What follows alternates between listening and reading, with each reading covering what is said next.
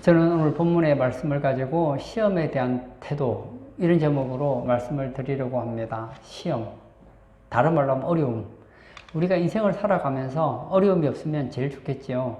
근데 우리가 원하든 원치 않든 이 어려움은 찾아옵니다. 이 어려움을 어떻게 대처하는가 하는 건 참으로 중요합니다. 그래서 저는 오늘 본문을 통해서 이런 어려움들, 시험이 찾아왔을 때 어떻게 대처해야 되는지에 대한 부분들을 다루려고 합니다. 오늘 본문의 저자는 야고보입니다. 이 야고보는 예수님의 동생입니다. 친동생이죠. 원래 이 야고보는 예수님을 믿지 않았습니다. 예수님을 하나님의 아들 메시아로 믿지 않았죠. 그러나 예수님께서 죽으시고 부활하시고 승천하시고 이 마가다락방에서 성령을 경험하고 그리고 믿음 생활을 바로 하기 시작합니다. 그리고 나중에 이 초대교회의 기둥과 같은 그런 지도자가 되죠. 오늘 본문은 어떤 배경을 가지고 있습니까? 이 유대교에 의해서 굉장히 핍박을 받고 있었습니다. 1차적으로는 유대인들은 예수님을 메시아로 인정하지 않는데 예수가 하나님 아들 메시아라고 하니 유대인들이 싫은 거예요. 그래서 계속 핍박을 합니다. 그것뿐만 아니라 또 한편으로는 종교적으로 뿐만 아니라 가정에서도 마찬가지였어요. 직장에서도 마찬가지였어요. 예수를 믿으면 이 당시에는 굉장히 예수 믿는 것 때문에 어려움을 많이 당하던 시대였습니다. 이런 시대에 야고보는 서신을 쓰죠. 그 서신이, 그 편지가 바로 야고보서입니다.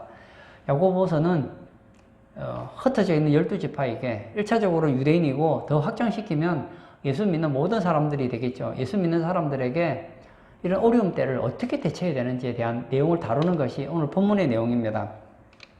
오늘 본문을 통하여서 시험에 대한 태도를 좀 살펴보려고 합니다. 첫 번째, 지혜를 하나님께 구해야 합니다. 5절 한번 보실까요? 너희 중에 누구든지 지혜가 부족하거든, 이렇게 얘기하고 있습니다. 우리가 인생을 살다 보면 어려움이 닥치죠. 그러면 이 문제 앞에 대처를 해야 되는데 어떻게 대처해야 될지 모를 때가 많아요. 그러면 시험이 왔는데 내가 어떻게 대처를 하는 게 좋은 것인지 잘 모를 때가 있잖아요. 문제가 생기면 문제를 잘 지혜롭게 해결해 나가야 되는데 잘 몰라요. 그때 어떻게 하라고요? 이런 지혜가 부족하거든 모든 사람에게 후히 주시고 꾸짖지 아니하시는 하나님께 구하라. 예. 지혜가 부족하거든 누구에게 나아가라고요? 하나님께 나아가라는 거예요. 우리가 지혜가 부족할 때 하나님 앞에 나아가야 되는데 그 하나님은 어떤 분이시냐? 후히 주시고 꾸짖지 아니하시는 하나님이에요. 하나님, 저는 이 문제를 해결할 수 있는 지혜가 부족합니다 하고 나아가면 하나님은 꾸짖는 분이 아니에요. 후히 주세요. 꾸짖지 않으세요. 그러면 그뿐만 아니에요. 구하면 주신다는 거예요. 여러분, 우리가 시험을 당할 때 잊지 말아야 될 것이 있습니다. 지혜를 하나님께 구해야 된다는 말은 시험의 때는 하나님께 기도해야 된다는 것을 말을 하고 있습니다. 여러분, 오늘 본문에 구하다 이 단어를 봤더니 구하다 이런 단어도 있지만 요구하다 이런 뜻도 있더라고요. 하나님 우리에게 뭘 주고 싶으냐? 지혜를 주고 싶어요. 부모는 자식에게 좋은 걸 주고 싶어 하는 거 그거 당연한 거 아닙니까? 부모는 자녀에게 능력만 되면 자녀에게 좋은 걸 주고 싶어요. 부모는 자녀에게 소원이죠. 야, 필요한 요구해. 내가 줄게. 그게 부모의 마음 아닙니까? 하나님이 그렇다는 거예요. 예수님께서 이런 말씀하셨죠. 너희가 악할지라도 자식에게 좋은 것을 줄 줄 알거든 하물며 하늘에 계신 너희 아버지께서 구하는 자에게 좋은 것을 주시지 않겠느냐. 맞습니다. 좋은 것을 줍니다. 여러분, 문제가 있으십니까? 그 문제 가운데서 내가 이 문제를 어떻게 풀어나가야 될지, 이 어려움을 어떻게 대처해야 될지 잘 모르시는 분 계십니까? 여러분, 인생의 문제 가운데서 지혜가 필요하신 분 계십니까? 후히 주시고 꾸짖지 아니하시는 하나님께 구하십시오. 그럼 하나님께서는요, 주십니다. 주실 수도 있는 게 아니고 100% 주십니다. 저는 솔로몬 이야기를 보면서 참 이 지혜하면 솔로몬이 떠오르잖아요. 이 솔로몬이 어린 나이에 왕이 됩니다. 아버지 다윗을 이어서 이제 왕이 되죠. 근데 그때 다윗의 아들 솔로몬의 나이가 얼마냐? 물론 사람마다 다르지만 보통 성경학자들이 보면 10대 초반으로 본단 말이에요. 한 12살에서 15살 정도 봐요. 우리나라 나이로 치면 이제 뭐 초등학생이나 중학생 정도밖에 나이가 안 돼요. 그런데 이 이스라엘 나라 아버지가 누굽니까? 다윗 아니에요. 이스라엘에서 그렇게 나라를 잘 다스리던 아버지 다윗. 그 다음으로 솔로몬이 왕이 됐어요. 얼마나 부담스럽겠습니까? 아버지는 나라를 그렇게 잘 다스렸는데 과연 내가 그렇게 나라를 잘 다스릴 수 있을까? 자신할 수 없어요. 목사 세계에서 그런 얘기가 있죠. 앞에 목사님이 너무 훌륭하면, 목회를 너무 잘하면 그 다음 목사님이 여간 잘하지 않고서는 앞에 목사님의 후광이 가려서 목회하기가 어렵다는 얘기가 있거든요. 아버지가 누구예요? 다윗이에요. 이스라엘 백성들에게 가장 존경받는 사람이 누구냐? 다윗이거든요. 그 아버지를 이어서 다윗을 이어서 솔로몬이 왕이 됐는데 얼마나 부담스럽겠습니까? 그가 솔로몬이 왕이 되고 너무 감사해서 하나님께 천번제를 드리죠. 드렸더니 하나님께서 솔로몬에게 얘기하죠. 야, 내가 너희 소원을 들어주려고 한다. 무엇을 주랴? 구하라. 구하래요. 그때 솔로몬이 어떻게 얘기합니까? 역대하 1장 10절에 보면 주는 이제 내게 지혜와 지식을 주사 이 백성 앞에서 출입하게 하옵소서. 이렇게 많은 주의 백성을 누가 능히 재판하리까? 무슨 얘기죠? 지혜와 지식을 달라는 거예요. 이 백성들을 재판해야 되는데 나라를 잘 이끌어가야 되는데 나는 지혜가 부족하다는 거예요. 지식이 부족하다는 거예요. 그래서 지혜와 지식을 달라고 했습니다. 그랬더니 하나님께서 어떻게 하셨죠? 12절에 보니 내가 내게 지혜도 주고 지식도 주고 부도 주고 재물도 주고 영광도 주겠다 그래요. 전의 왕들도 내 후에도 이런 일이 없을 것이다. 솔로몬이 구한 건 뭐죠? 지혜와 지식이었어요. 듣는 마음을 원했어요. 근데 하나님께서는 구했더니 지혜와 지식만 준 게 아니었어요. 부도 주고 재물도 주고 영광도 주셨다는 거예요. 우리 하나님 어떤 하나님인지 아세요? 온갖 구하는 것이나 생각하는 것에 더 넘치도록 부어주시는 분, 그분이 바로 우리가 믿는 하나님이라는 거예요. 우리가 하나님께 구하면요, 하나님 하나만 주지 않아요. 우리는 문제가 생길 때 하나님 앞에 구하죠. 기도하죠. 그러면 그 문제만 해결되기를 바라지요. 근데 하나님은 우리가 구하면 구하는 것만 주지 않아요. 지금까지는 너희가 내 이름으로 아무것도 구하지 아니하였으나 구하라. 그리하면 받으리니 구하면 받아요. 너희 기쁨이 충만하리라. 기도했더니 하나님은 구하는 것을 주실 뿐만 아니라 기쁨도 주겠다는 거예요. 오늘 성경에 솔로몬이 지혜가 부족해서 지혜를 달라고 했더니 하나님께서는 지혜만 준 게 아니에요. 부도 주고 재물도 주고 영광도 주시더라는 거예요. 그러므로 여러분, 우리 인생에 정말 필요한 것이 무엇입니까? 어려운 가운데 지혜가 필요하다는 거 잊으시면 안 돼요. 저는 여러분들이 정말 지혜로운 사람들 되셔서 이 시험의 문제를 잘 극복해 나가시길 축복합니다. 혹시 여러분 가운데 어려움 있으신 분 계십니까? 남들에게 말할 수 없는 문제, 남들에게 말할 수 없는 그런 스트레스를 받는 문제들이 있으십니까? 어떻게 이 문제를 해결해 나가야 될지 앞이 보이지 않으시는 분들 계십니까? 답이 있어요. 시험에 대한 바른 태도는 후히 주시고 꾸짖지 아니하신 하나님께 구하라는 거예요. 그리하면 주신다는 거예요. 그 지혜를 가지고 시험을 극복해 나가는 거예요. 영국의 제임스 왕 시절 때 암스트롱이라는 한 좀도둑이 있었습니다. 이 영국의 제임스 왕은 누구냐? 영국 성경, 미국에서도 가장 많이 팔리는 책 중에 하나가 이 킹 제임스 버전이라는 책이 있죠. 이 킹 제임스 성경을 번역한 이 믿음의 사람이 바로 이 제임스 왕이었어요. 그런데 그 암스트롱이라는 좀도둑이 양을 훔치다가 붙잡혔습니다. 그래서 사형 선고를 받게 되었어요. 이제 죽게 되었죠. 이때 이 암스트롱이라는 이 좀도둑이 한 가지 지혜를 떠올립니다. 왕은 아주 믿음이 좋다는 걸 알고 이렇게 얘기를 하죠. 왕에게 부탁을 하나만 좀 해주십시오. 제 얘기를 좀 해주십시오. 무슨 얘기냐? 제가 평생에 성경을 읽지 못했으니까 성경이라도 한번 읽고 죽고 싶습니다. 얘기했더니 왕이 흔쾌히 승낙해 준 거예요. 성경 읽겠다는데 얼마나 좋아요. 그래서 성경 읽어라 하고 읽으라고 줬더니 1년이 지났는데 사형을 집행할 수가 없었더라는 거예요. 성경을 다 읽고 나서 사형을 집행하려고 했는데 1년이 지났는데 사형을 집행할 수가 없었어요. 왜 그런가 알아봤더니 이 사람이 지혜로워요. 하루에 한 절만 읽고 묵상을 하더라는 거예요. 한 절 읽고 깊이 묵상하고 한 절 읽고 깊이 묵상하고 이러다 보니 1년이 지났는데 성경을 얼마 읽지 않은 거예요. 이걸 보고 제임스 왕이 오히려 이 암스트롱을 칭찬을 하죠. 그래, 그렇게 성경을 묵상하고 읽고 싶으면 집에 가서 계속 읽어라고 보내주었어요. 그래서 이 암스트롱이 약속을 지키기 위해서 말씀을 계속 묵상하다가 굉장히 지혜로운 사람이 됐어요. 그리고 착한 사람이 되어서 선한 영향력을 미쳤다는 거예요.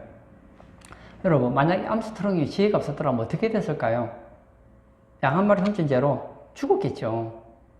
그러나 암스트롱이 지혜가 있었기 때문에 위험의 순간, 위기의 순간을 잘 극복해 나갔던 거 아닙니까?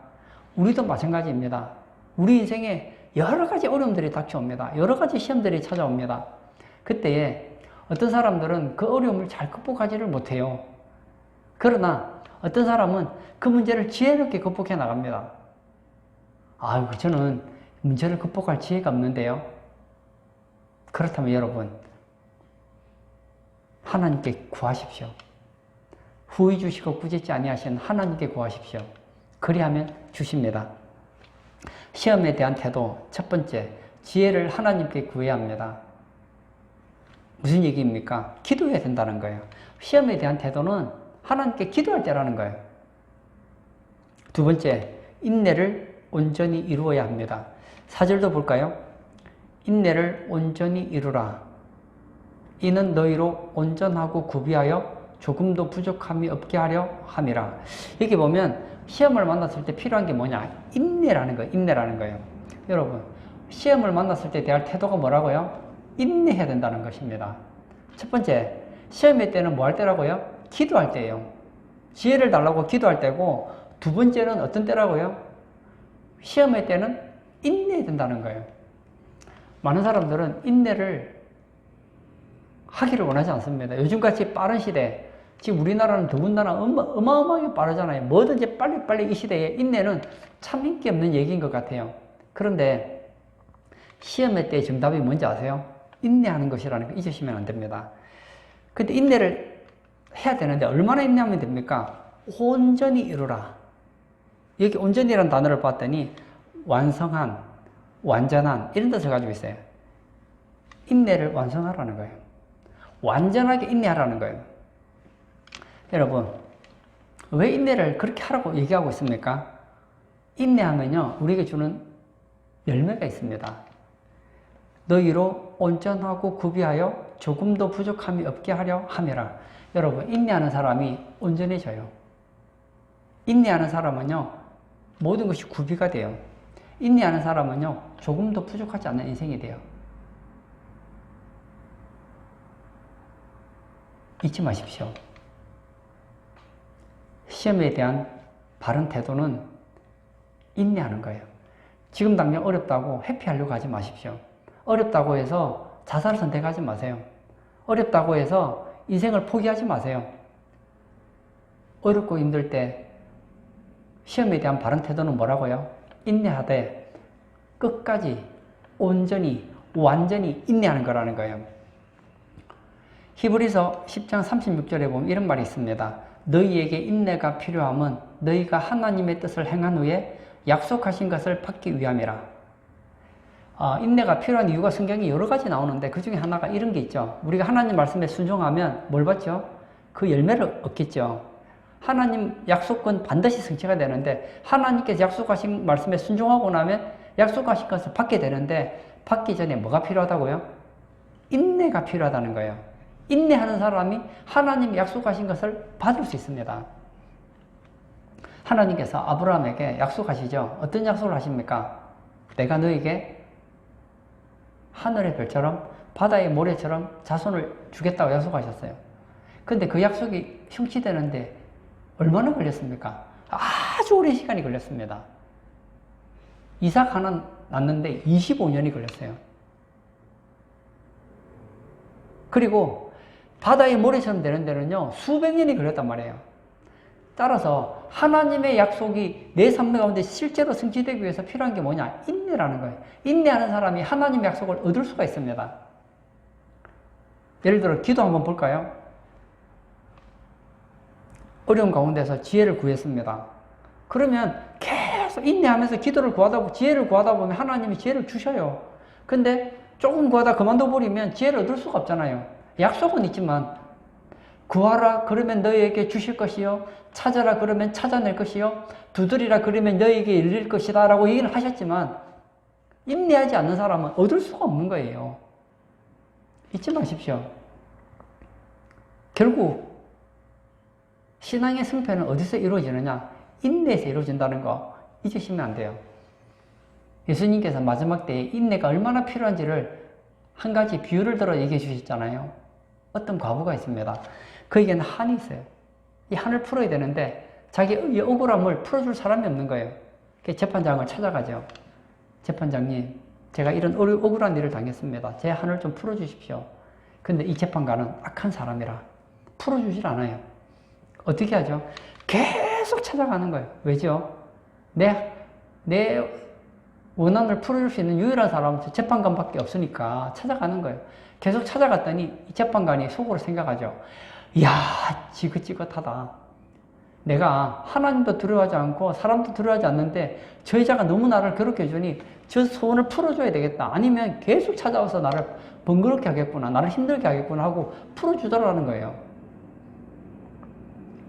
이 얘기 왜 합니까? 하나님이 악한 재판관이십니까? 아니에요. 하나님은 우리의 소원을 빨리 들어주고 싶어 하시는 거예요. 그 하나님께서 우리의 소원을 빨리 들어주시지 않는 이유가 무엇일까요? 인내가 필요하기 때문입니다. 잊지 마십시오. 사랑은 언제나 오래 참고.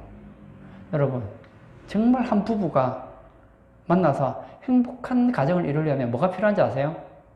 인내가 필요합니다. 인내하지 못하는 가정은 깨어져요. 신앙생활도요, 결국 인내 싸움이에요. 문제가 생겼을 때 인내하는 사람이 결국 온전하고 구비하여 조금 더 부족하지 않는 사람이 된단 말이에요. 그러므로 어렵고 힘들 때 낙심하고 문제를 회피하지 마시고 그 문제 앞에서 인내하시기를 축복합니다. 계시록 3장 10절에도 이런 말이 있죠. 내가 나의 인내의 말씀을 지켰은즉 내가 또한 너를 지켜 시험의 때를 면하게 하리니. 뭐라고요? 인내의 말씀. 하나님 말씀 어떤 말씀인지 아세요? 인내의 말씀이에요. 인내하게 하는 말씀이에요. 그 말씀을 지켰더니 하나님께서 시험의 때를 면해주시겠다는 거예요. 여기서 시험의 때를 면해주겠다는 것은 시험을 없애게 해주겠다는 얘기가 아니라 시험 가운데 지켜주시겠다는 거예요. 어렵고 힘들수록 인내의 말씀을 한번 붙잡아 보세요. 그러면요, 하나님께서 그 시험을 이길 수 있도록 우리를 보호해 주신단 말이에요. 제가 일반 서적 중에서 여러 좋은 책들을 많이 읽었지만 그 중에서 제가 참 제게 도전이 많이 됐던 책 중에 하나가 이 데일 카네기라는 인간관계의 대가라고 할 수 있는 이 데일 카네기의 글을 읽고 제가 참 도전을 많이 받았어요. 근데 이 데일 카네기가 얼마나 재산이 많았느냐. 재산이 옛날 얘기죠. 그 당시에 100만 장자였어요. 그리고 그 당시에 세계 최고의 강연자였습니다. 뿐만 아니에요. 그가 쓴 책이, 인간관계 책이 얼마나 팔렸느냐. 1000만 부 이상 팔렸어요. 아마 여기저기서 재본 뜨고 하니까 치면 수억이 팔렸겠죠. 그만큼 많이 팔렸어요. 그런데 이 데일 카네기가 청년 시절에는 그렇지 못했습니다.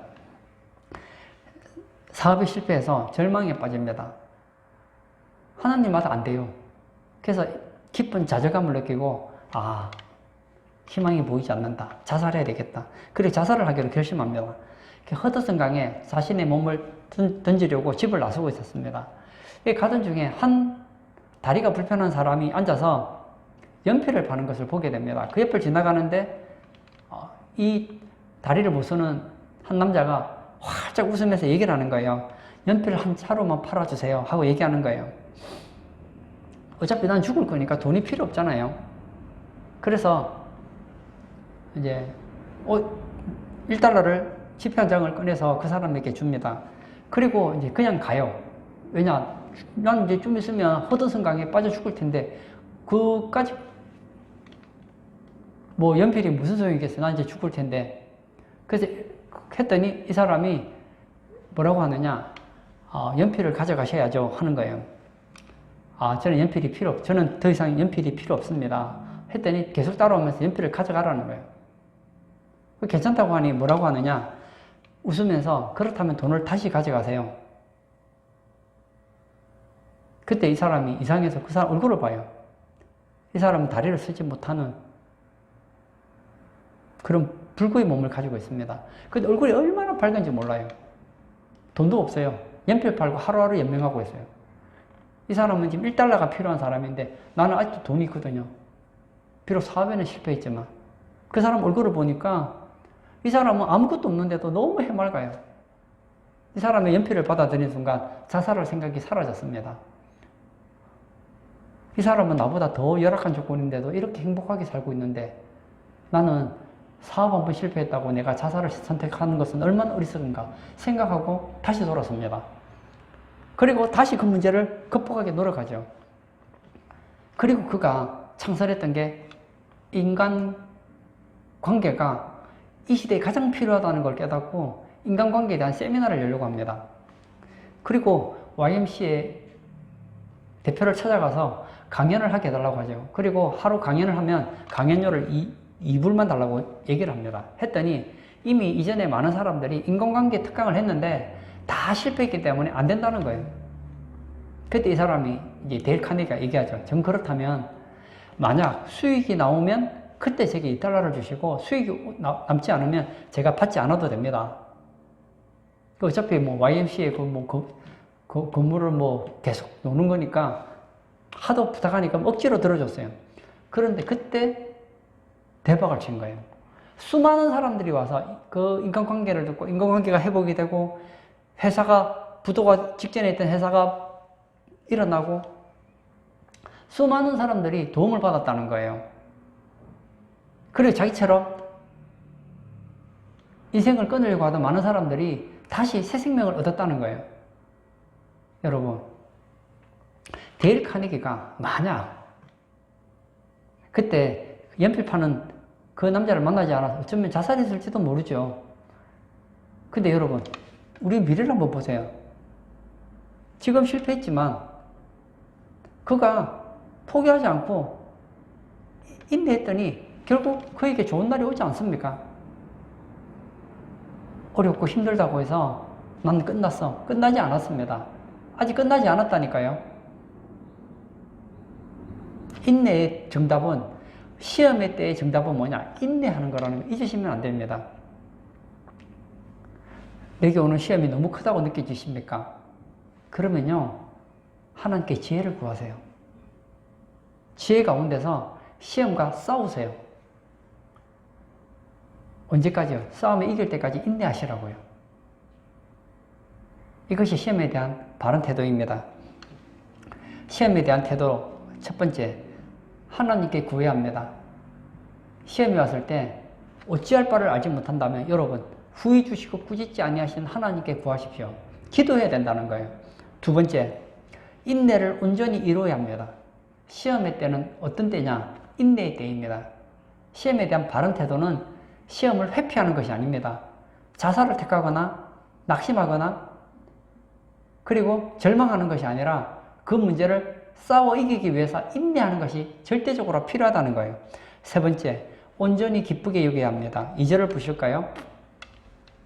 내 형제들아, 너희가 여러 가지 시험을 당하거든 온전히 기쁘게 여기라. 야, 이상합니다. 시험은 힘든 거잖아요. 시험은 아픈 거잖아요. 시험은 피하고 싶은 거잖아요. 그런데 뭐라고요? 여러 가지 시험을 당하거든 온전히 기쁘게 여기라고 합니다. 왜 온전히 기뻐할 수 있습니까? 승리를 믿고 기뻐하라는 거예요. 우리 하나님 어떤 하나님이십니까? 우리를 사랑하세요. 우리를 사랑하시는 하나님께서 우리에게 여러 가지 시험을 허락하게 하셨다는 것은 그게 우리에게 유익하다는 거예요. 그리고 결국 그 시험은 이길 수 있다는 거예요. 하나님을 사랑하는 자, 곧 그 뜻대로 부르심을 입은 자들에게는 모든 것이 합력하여 선을 이룹니다.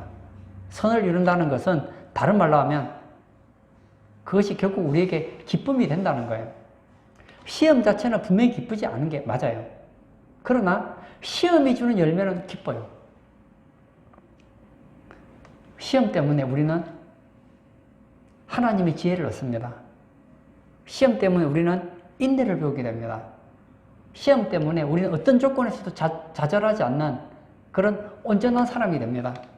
시험 때문에 우리는 어떤 조건에서도 자족하는 법을 아는 부족하지 않는 인생을 살아가게 됩니다. 그리고 그 시험 자체에는 우리에게 많은 유익이 있다는 거예요. 여기 보면 시험을 기쁘게 여기는데 어떻게 여기라고요? 온전히 기쁘게 여기라 이렇게 얘기했습니다. 여기 온전히라는 단어를 보았더니 모든, 온갖, 각각의 모든 이런 뜻을 가지고 있습니다. 여러분, 모든 시험을 기쁘게 여기십시오. 여러분이 당한 어려움이 있으십니까? 모든 어려움을 기쁘게 여기라고요. 그리고 온갖 종류의 시험을 기쁘게 여기라는 거예요. 전체적으로 기쁘게 여길 뿐만 아니라 각각 하나마다 그것을 다 기쁘게 여기라는 거예요. 그렇습니다. 사랑하는 성도님, 시험이 기쁜 사람이 누가 있겠어요? 그러나 하나님 관점을 한번 보세요. 하나님이 우리에게 기뻐하라 했다면 그건요, 기뻐할 만한 가치가 있는 거예요. 지나놓고 보면요, 그건 진짜 유익한 거라니까요. 사도 바울이 로마 감옥에서 편지를 쓰죠. 그 서신 중에 하나가 이 빌립보서라는 편지가 있습니다. 이 바울이 빌립보 교인들에게 이렇게 얘기합니다. 자기는 로마 감옥에 있어요. 뭐라고요? 주 안에서 항상 기뻐하라. 내가 다시 말하노니 기뻐하라. 바울이 지금 어떤 상황이죠? 감옥에 있다니까요. 이거 시험 아닙니까? 어려움 아닙니까? 근데요, 감옥에 있는 사람이 감옥 밖에 있는 사람에게 내가 말하는 게 있는데 기뻐하십시오. 항상 기뻐하십시오. 내가 다시 말하는데 기뻐하십시오. 바울은 이렇게 얘기하죠. 나는 죽어도 기쁘고 살아도 기쁘고 감옥에 있어도 기쁘고 감옥을 나가도 기쁘고. 야, 이거요, 하나님에 대한 절대적 신뢰가 없으면 어렵습니다.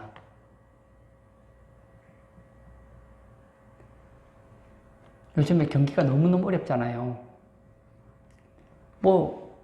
저라고 해서 시험 몇 겠어요? 저라고 어려움 몇 겠어요?